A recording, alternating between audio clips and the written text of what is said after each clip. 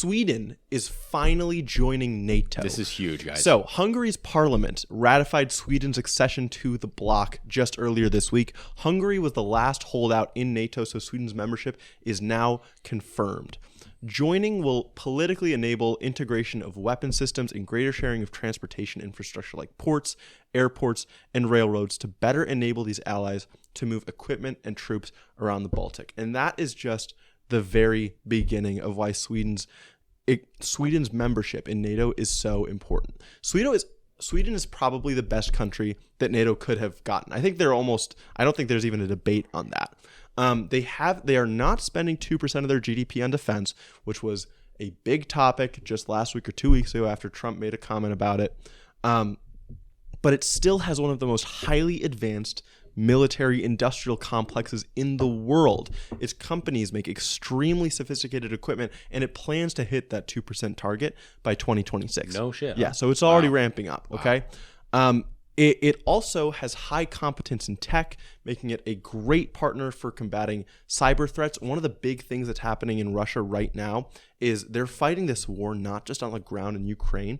They're fighting an influence battle in Western countries, in online and media spaces, and trying to reduce democratic, widespread support for Ukraine to make it harder for these countries to go out and do it themselves. Yep. Sweden's technological capacity is going to make it great for countering that. And then its air force is one of the largest in Europe and will help reduce reliance on American air power to patrol the region. See, I didn't even know that. Yeah, no, Sweden is armed to the teeth. Its history is really interesting because it's been neutral for about 300 years. It's been a huge core bedrock to its identity.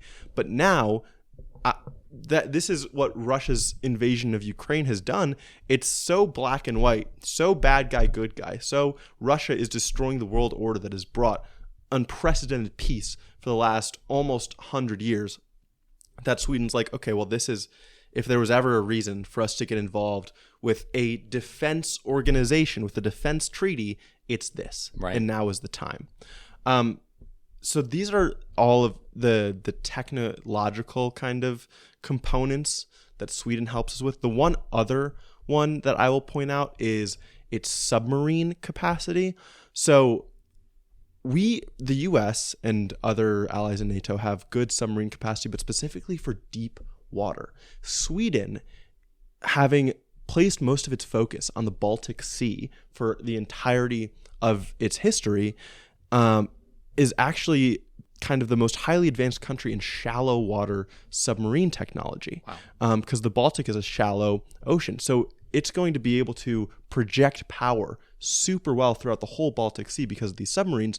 Plus, it's going to be able to deter attacks on infrastructure between NATO countries in the sea, like pipelines or cables. That is huge. Yes, because we've also already seen during the Ukraine War, one, that Nord Stream was broken early in the war in 2022. We don't know who did that. And then a cable between Finland and Poland was also cut at some point that goes through the Baltic. So being able to have this submarine capacity in the water, they're going to be huge in controlling the Baltic. Geographically, its positioning is insane. The Baltic Sea with Finland and now Sweden is being called a NATO lake. I was literally about to say that. Yeah. I was about to say that. It's the NATO sea now. It is. The only non-NATO country on it is Russia, and it only touches the Baltic in a few places. One is Kaliningrad, which, if you don't know, it's this non-contiguous part of Russia, which is wedged between Poland and I think it's Lithuania is the next country up there. And it's super heavily armed, and it's going to be the place that Russia would want to launch into the Baltic. But Sweden has the best geographic position, specifically an island called Gotland. It's right in the center of the Baltic Sea, and it's going to make it super difficult, if not impossible, for Russia to launch any kind of naval operations from Kaliningrad without being immediately cut off. Plus, if they want to get into the air and fly around in the Baltic, Sweden's not going to allow that either. Oh, no. So positionally, this is just it's completely clamped down on the Baltic in favor of NATO, which is huge. Listen, Russia must be kicking themselves right now because they've made the biggest geopolitical mistake any country has made. Oh, yeah. In so many years. Like how did you turn Sweden so hard against you? Yeah. It's Sweden. We're talking about like one of the hallmark neutral countries, right? Yeah. And now you've even gotten them to to arm themselves with a defense treaty against you. And not even like they're a hallmark neutral country, but also they've been historically one of the best militarized powers in the world. Yeah. Like Sweden hundreds of years ago was on the verge of being able to take over Europe and only was stopped by a coalition of every other country in the continent. Quick side note, that was the first war I ever learned a lot about. Really? It's actually the Great Northern War, 1700. Yeah. That was the first war that I learned a shit ton about. And yeah, it took a lot to destroy Sweden. It took Denmark, Poland, and Russia to take them down. They're insane. So they're going to be a great ally. And I just want to, the big picture here, right? The reason we're excited about this is not just because we're Americans and America is a part of NATO. It's because I truly believe this is a massive step in assuring more peace, in deterring further aggression from Russia. Yeah. I think Russia is already on the doorstep of wanting to push their invasion from Ukraine into other countries, into other NATO countries.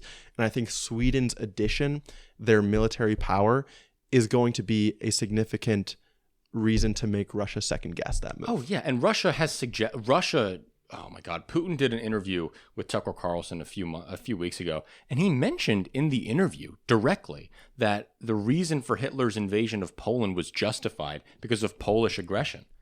That's insane. That is Nazi talking points. Yeah, well, he didn't even say Polish aggression. He said Germany wanted some of Poland's land, and Poland didn't willingly give it up. Now, like, does that not sound exactly like what just happened in Ukraine? Yeah, exactly. Yeah, he ran the same playbook in a lot of ways to justify his invasion. Yeah. So, yeah. So this is big. This is important. It's important, and it's also important that Hungary was able to finally get out of the way.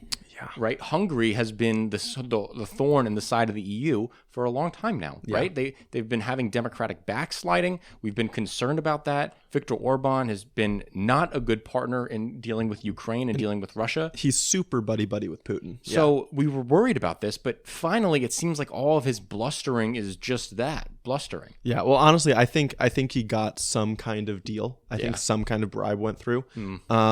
Which, as long as it's not too, I mean, I don't expect it to have been that bad because Hungary's Hungary. What's the worst thing that could have happened? Yeah. So I guess I'm kind of glad that it did. I'm just glad it happened, man. Now we got Finland with a massive army right on Russia's border. Sweden with this crazy air force and these submarines. I mean, it's just, God, Russia must be so mad at themselves for doing what they did. Yeah, they're bunch of idiots. Definitely not happy.